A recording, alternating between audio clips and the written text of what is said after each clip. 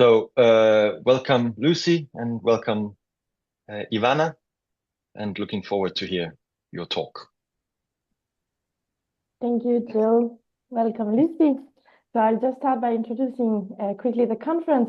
Today we're going to talk about nature-based learning and sustainable food education. And I'm honored to have you here, Lucy, with us today.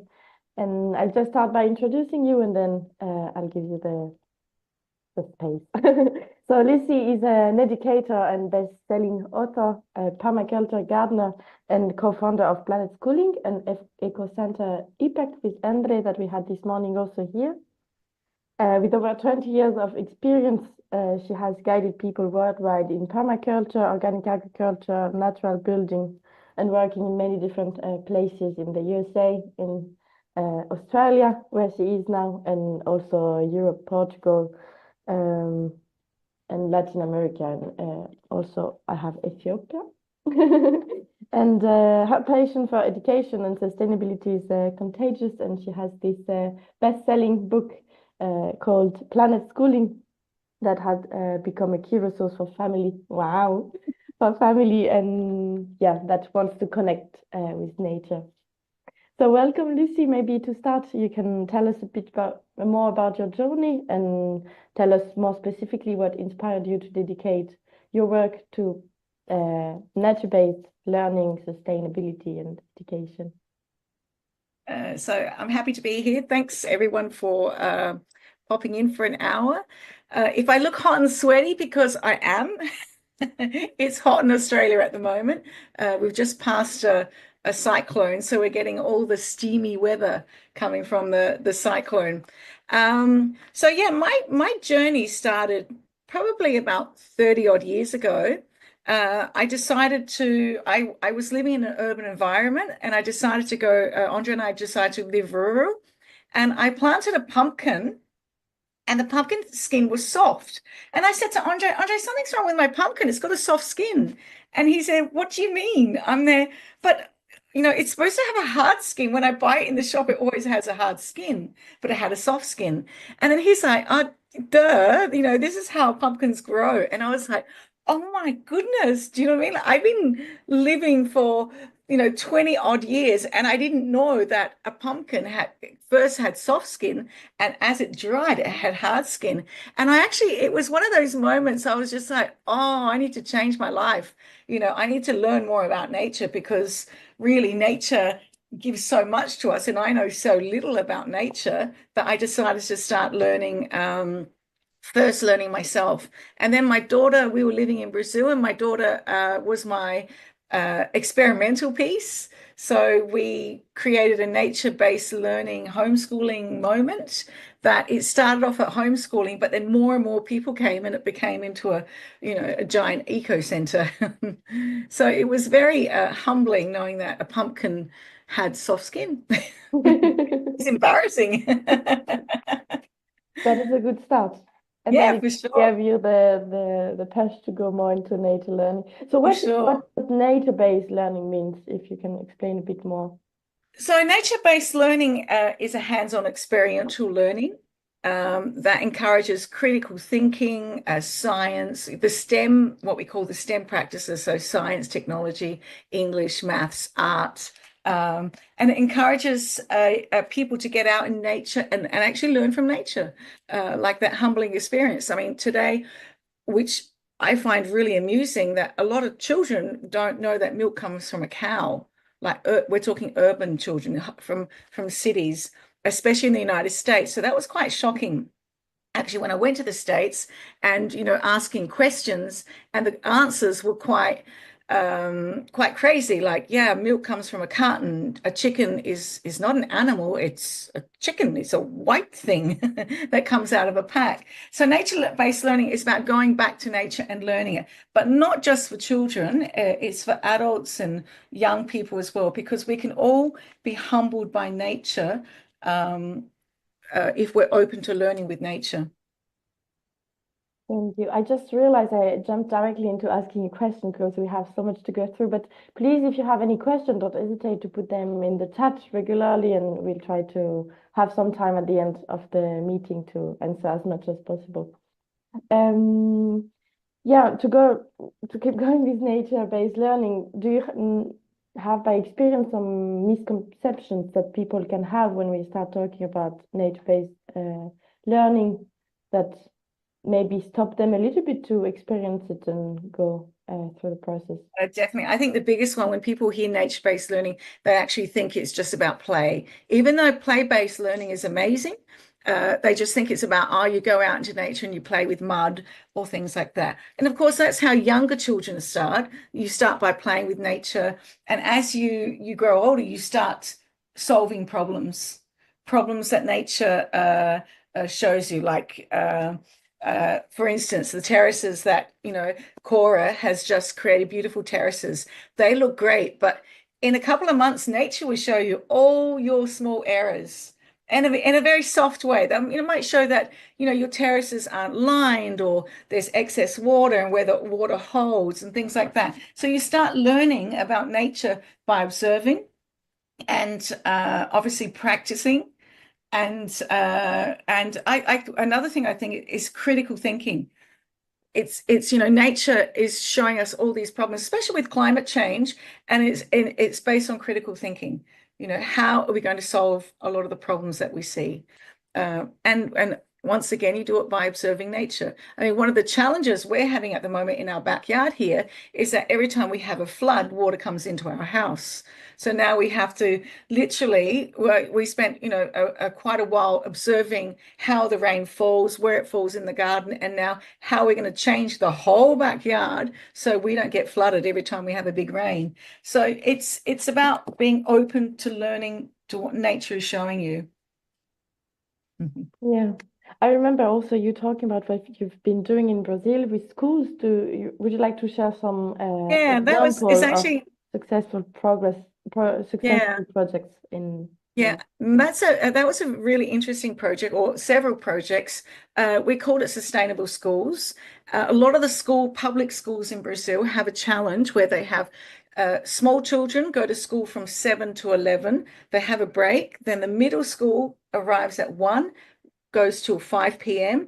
And then the high school comes in at, I think it's like 7 and goes until 11. So you've got one space that is basically concrete and quite bare. So we created the challenge with several schools, creating design spaces. So each group were able to design their perfect school, and then we blended their designs together. And of course, it had to be based on a natural outdoor classroom. That was my objective. And of course, they had other objectives as well. So the kids actually designed something in 3 days. They smashed all the concrete and together built a new school that each classroom could then appreciate and learn from nature. One of the problems with nature-based learning, and this is a bit tricky to talk about it, but it's educators. A lot of educators are actually afraid of nature. I've met biologists that are scared of spiders, which sort of blew my mind out. I picked up a tarantula and I was like in a jar. Oh, look at the tarantula, and 10 people fainted around me. I'm like, you're a biologist. I thought you'd be like, let's have a look. So I think one of the things that educators have to do to make nature-based learning successful is to get rid of our personal fears of spiders, of snakes, of of any little creepy crawly. And the best way to do that is to learn about something that you're scared about. You'll find that humans aren't on the food chain of this animal. You'll find lots of interesting facts, and the more information you have, usually the less fear you have, because you know that, okay, I've got a good chance of surviving a little spider. and also if the educators are scared, then they transmit all these fears and all Sure. this Yeah. to the kids. Educators are actually really powerful because like you said, Ivana, that if you have fear, you put as a mother or father puts fear onto it, can put fear onto a child, so can educators. So we have as educators, we have a lot of baggage to remove and put back on, huh? And another thing I think that people think nature-based learning, that you need a big green space. But the fact is, you can do it. You can do small things. You can actually do nature-based learning through a compost pile, through worm farm, through small things in urban areas, a little pop-up garden. It doesn't have to be a place where you have to have immense green spaces. It can be an urban experience. One of my favorite things is seed bombs, making little seed bombs with clay and just throwing them in places that you're not allowed to. And the guerrilla gardening, as they call it, is really fun for children as well and young people, because you get to regreen little pieces around concrete and things like that in urban environments. Yes. And if we link back with maybe what Joe presented with FoodBack with sustainable food systems, how can we implement the nature-based learning, and also for young entrepreneurs that would have projects, how do we link those both together?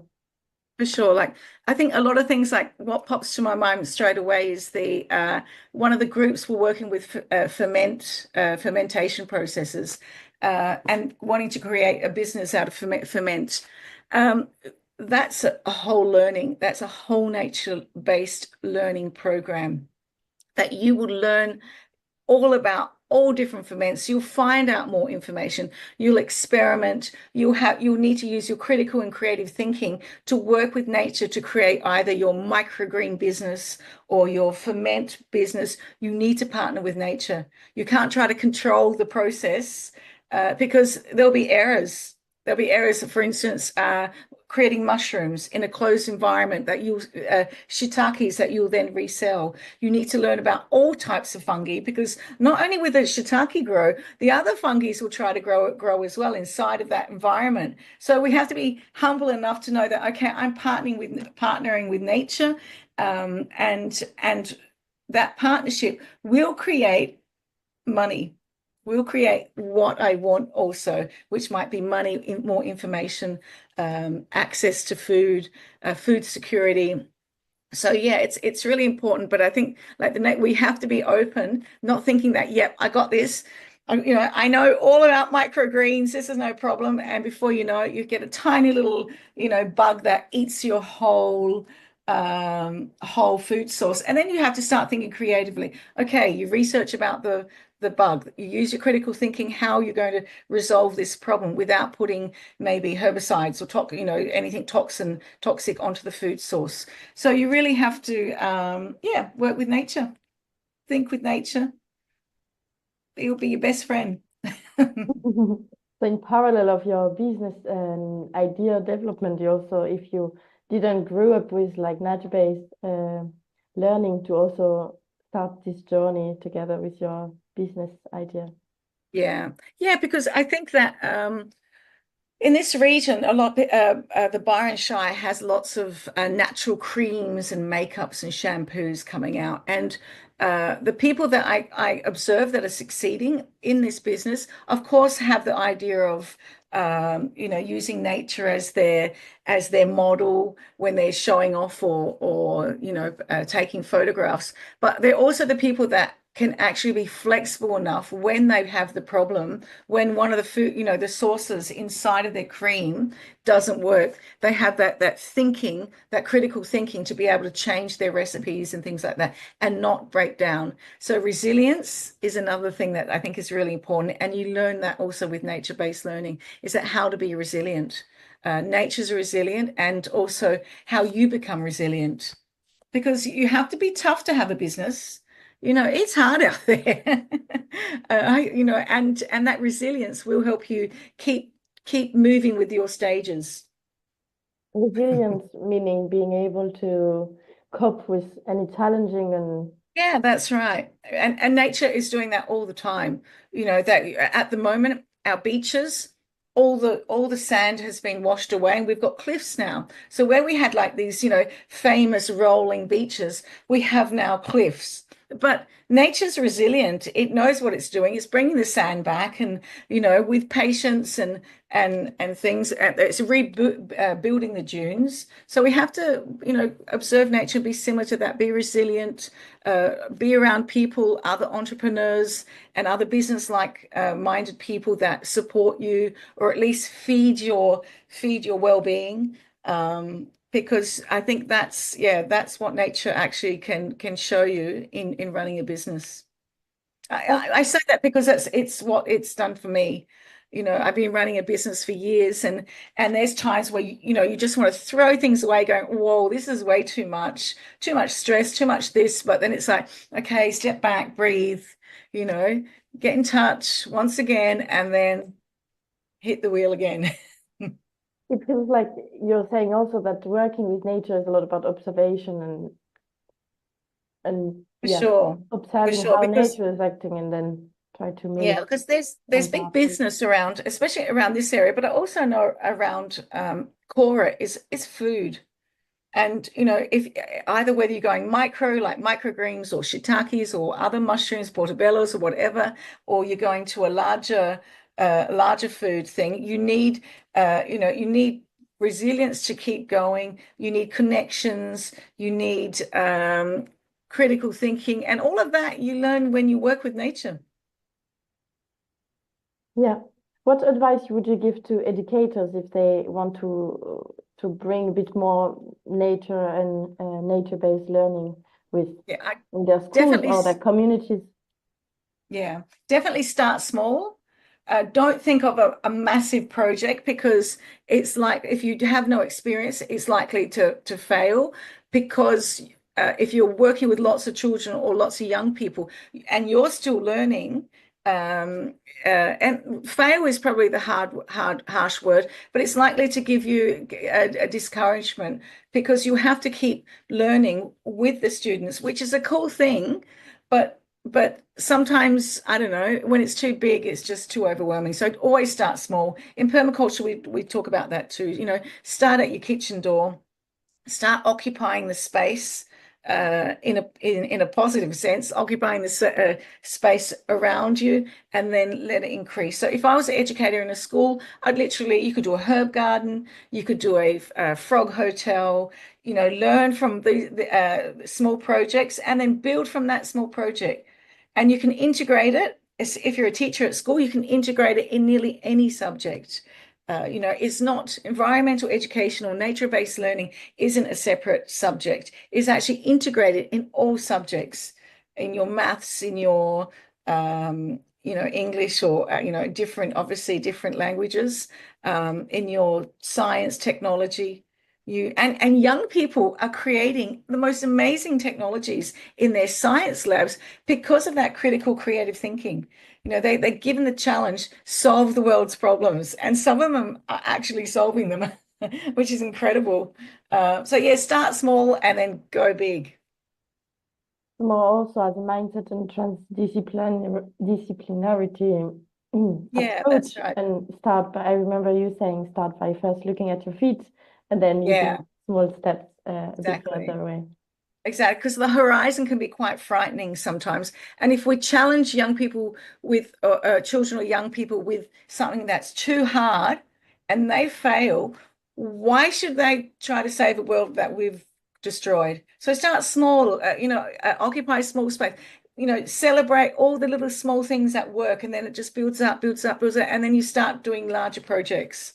I mean, that's how I've worked, and it's worked with all different genres of people from all around the world. Yeah, you talked about challenges, and sometimes it can be a bit overwhelming, especially at least I feel as a young as a young person, sometimes it's a bit overwhelming to think about all those challenges. How okay, we can start small, but do you have any other tips to a bit overcome the challenge we are facing today environmentally and that Yeah, I think design's really important, and this is where permaculture design is interesting.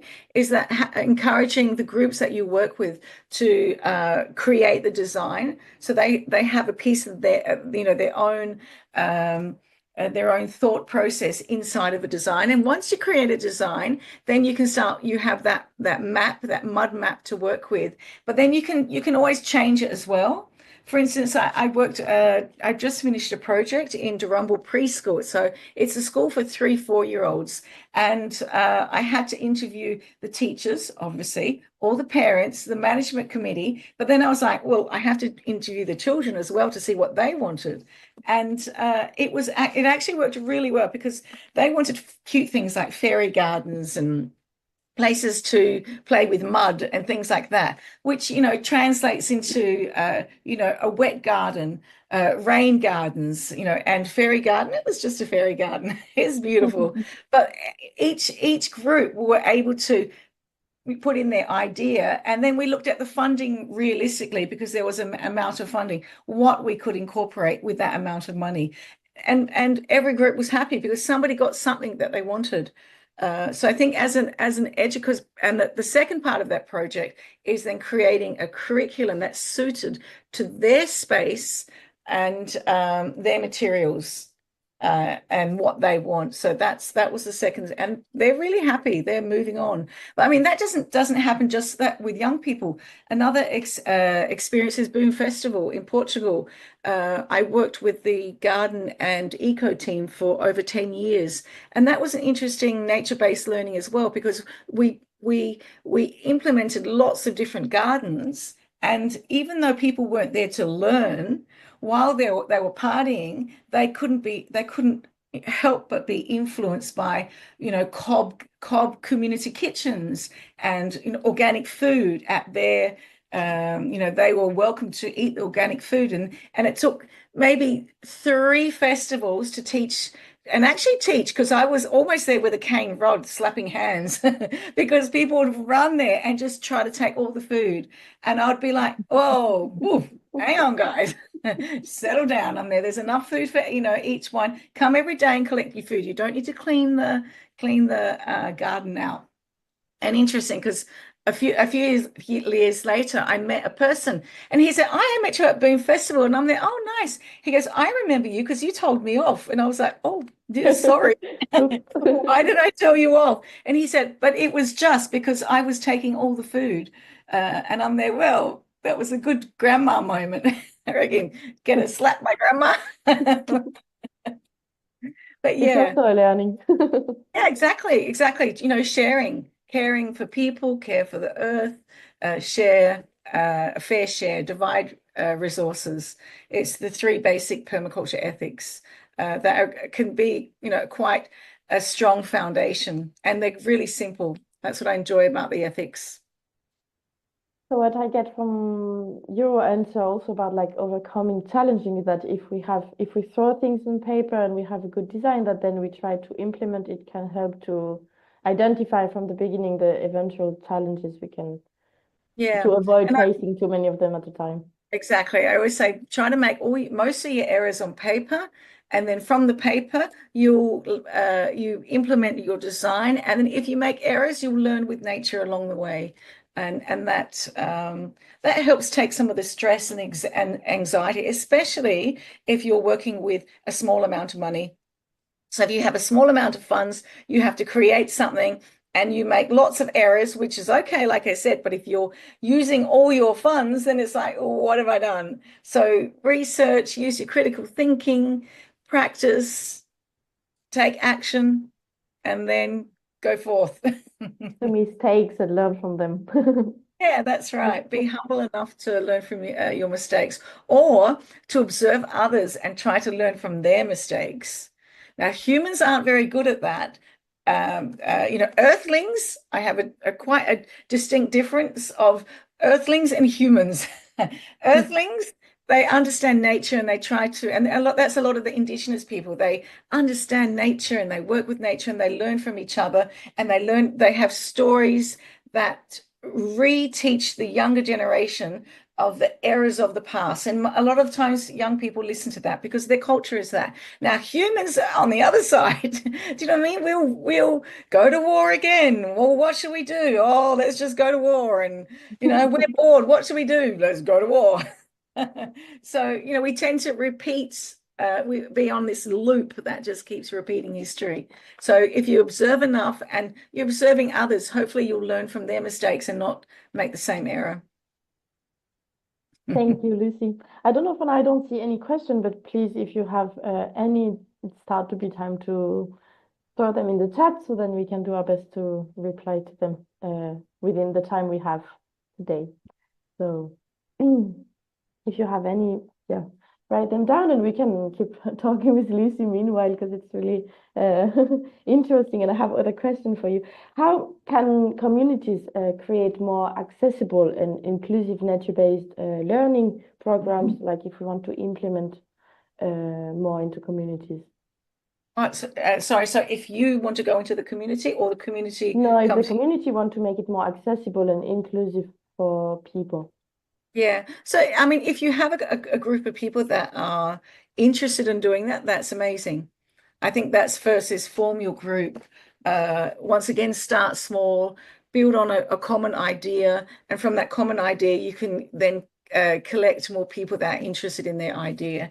Have structures, like conflict mediation structures that, when the conflict starts, there is a process and you can work with that quickly to diminish the conflict, or at least solve the conflict, relatively solve the conflict. Because I think that's a big thing in working in community groups, large groups, is community conflict. Some people have a burning idea and they don't know how to let go of that idea. And even though it may be the best and most brilliant, shining or burning star in the universe, if the community doesn't want it, well, then you have to reflect and look at the situation.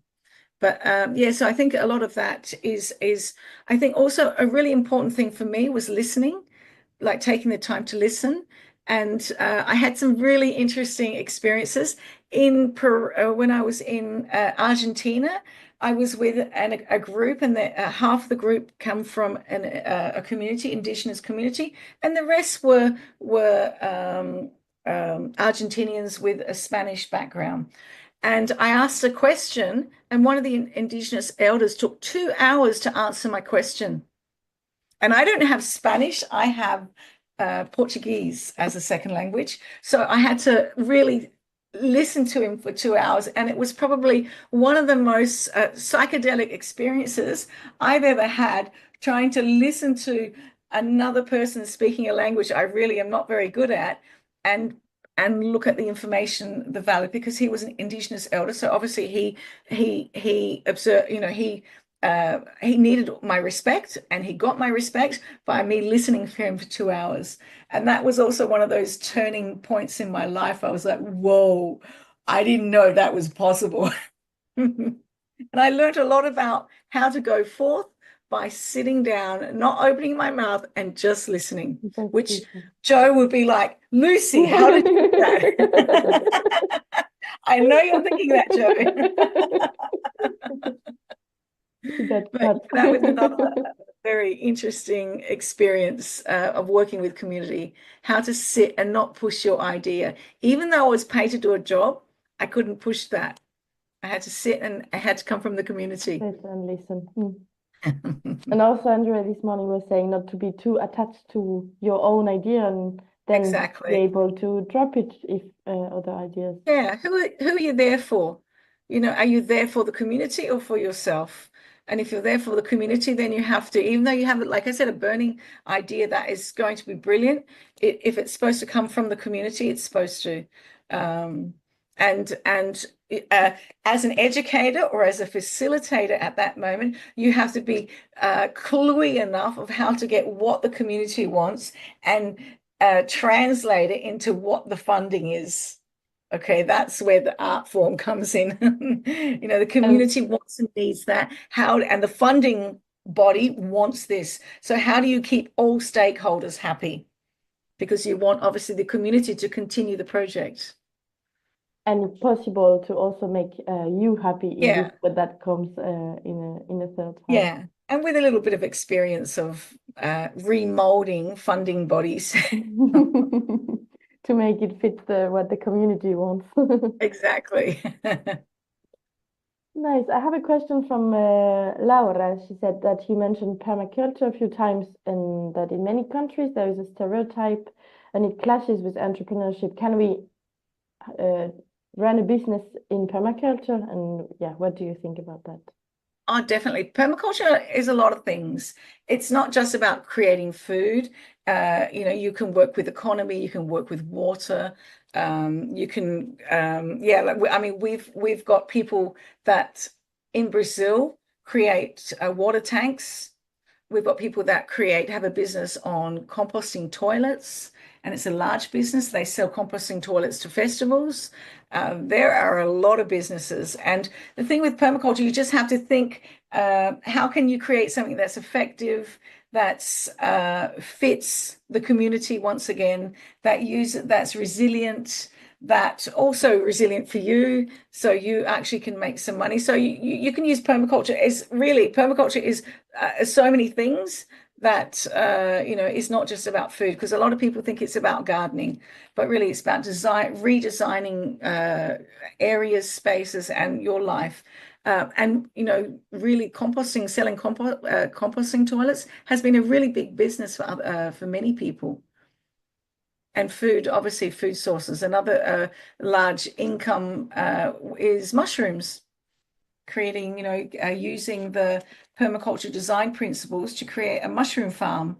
And the farm is actually created inside of a couple of shipping containers that obviously have been protected with insulated and water sprayed all around. And they've got just a couple of shipping containers in a design that fits mushrooms. So really using permaculture is just about, thinking whole systems, thinking how to connect and reconnect things. Did And I that think, answer your question, Lara?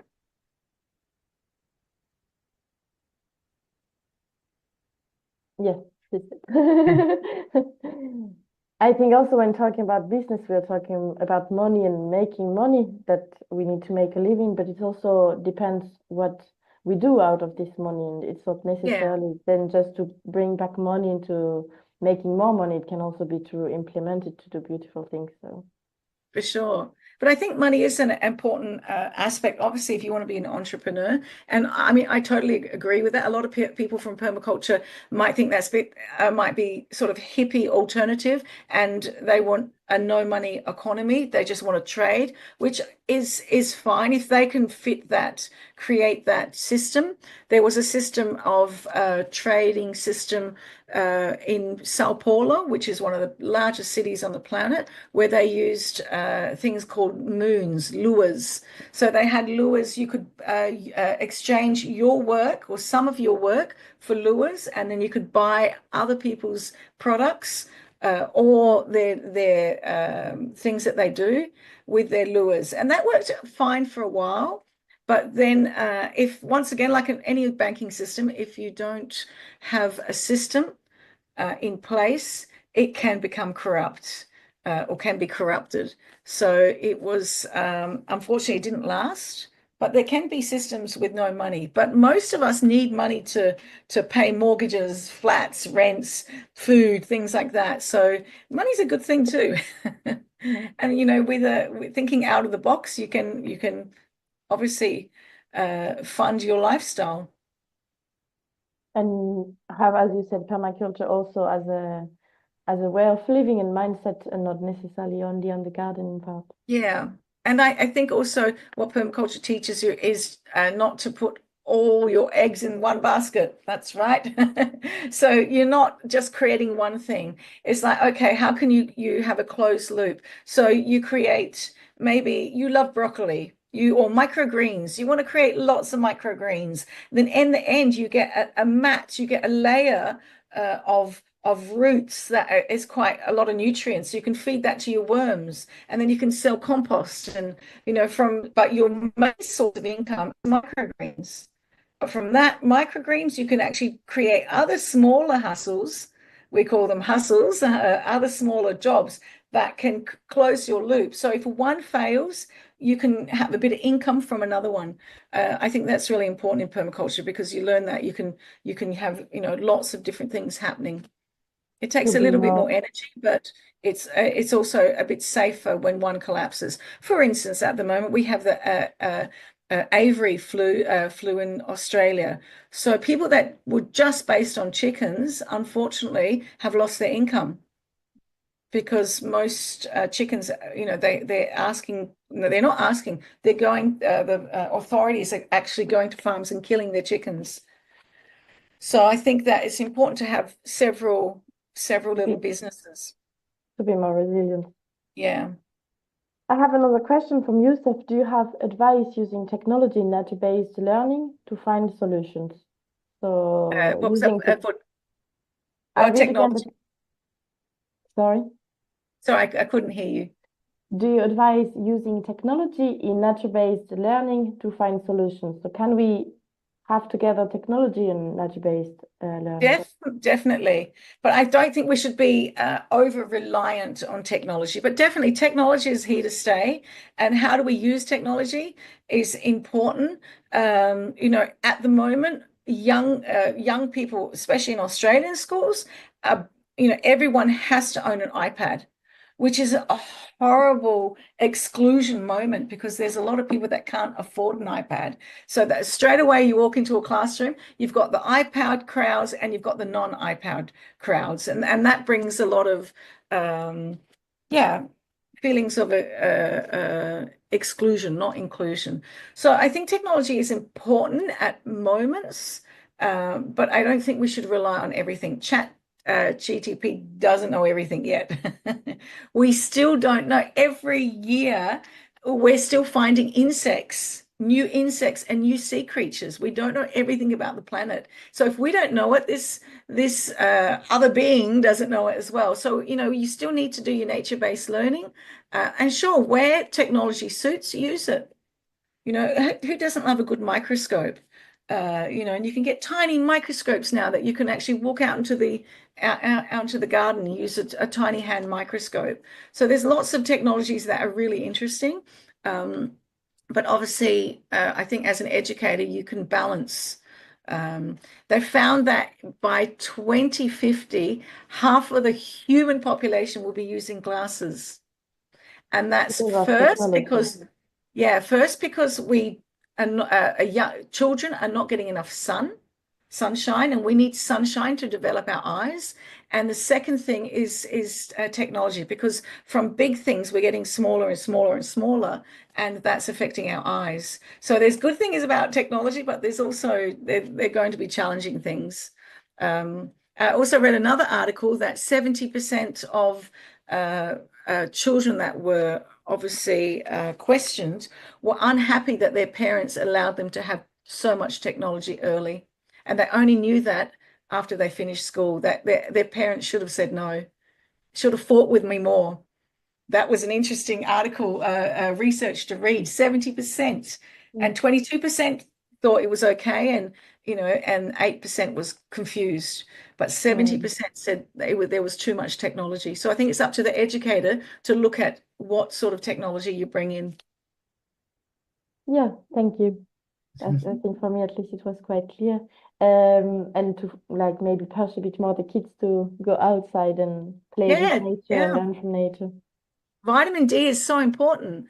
And we should be getting at least 1 hour of soft sun a day to remain healthy.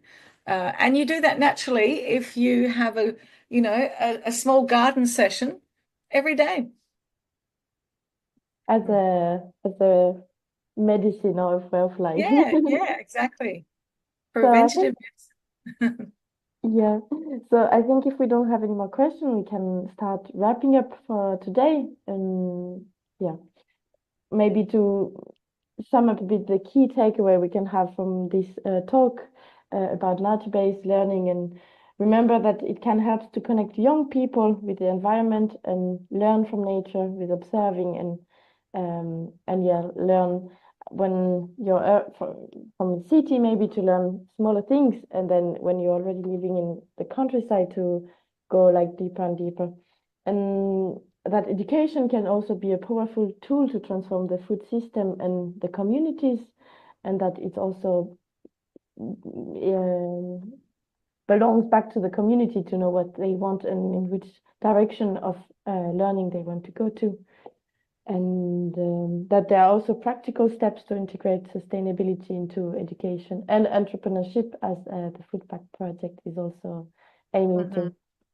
I don't know if you have any other last words or last advice you'd like to share with us today, Lucy. Yeah, I just think that regenerative living is the future. For us to survive climate change and other things, other actions that are happening on the planet, that regenerative thinking is the way to do it. Regenerative farming, regenerative education, anything that will regenerate human mindset. So I think regenerative living and permaculture practices also fit under that framework.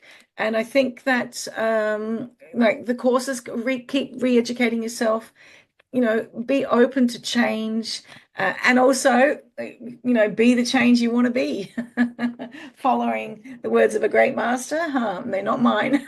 It's, be the change you want to be, and demonstrate that more than verbalizing it.